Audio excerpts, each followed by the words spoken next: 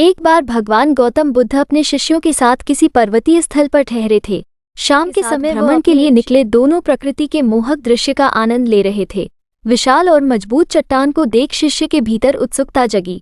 उसने पूछा, इन चट्टानों में तो किसी का शासन नहीं होगा क्योंकि ये अटल अविचल। शिष्य की बात सुनकर बुद्ध बोले कि नहीं, इन शक्तिशाली चट्टानों पर भी किसी का शासन है। लोहे के प्रहार से इन चट्टानों के भी टुकड़े टुकड़े हो जाते हैं। इस पर शिष्य बोला, तब तो लोहा सर्वशक्तिशाली। शिष्य की बात सुनकर बुद्ध बोले कि नहीं, इन शक्तिशाली चट्टानों पर भी किसी का शासन है। लोहे के प्रहार से इन चट्टानों के भी टुकड़े टुकड़े हो जाते हैं। इस पर शिष्य बोला, तब तो लोहा सर्वशक्तिशाली हुआ। बुद्ध मुस्कुराए और बोले, नहीं, अग्नि अपने ताप से लोहे का रूप परिवर्तित कर सकती है। उन्हें धैर्यपूर्वक सुन रहा शिष्य बोला, इसका मतलब अग्नि सबसे शक्तिवान है। बुद्ध ने फिर उसी भाव से उत्तर दिया, नहीं, जल अग्नि की उष्णता को शीतलता में परिवर्तित कर देता है तथा अग्नि को। शिष्य कुछ सोचने लग गया।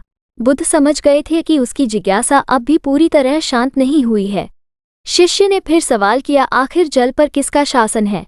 भगवान बुद्ध ने उत्तर दिया, वायु का। वायु का वेग जल की दिशा को बदल देता है।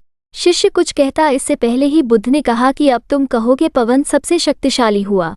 नहीं, पवन सबसे शक्तिशाली नहीं है। सबसे शक्तिशाली है मनुष्य की संकल्प शक्ति। जल, वायु, अग्नि इत्यादि को नियंत्रित किया जा सकता है। जीवन में कोई भी महत्वपूर्ण कार्य संकल्प शक्ति के बगैर असंभव है, इसलिए अपने भीतर संकल्प शक्ति का विकास करो।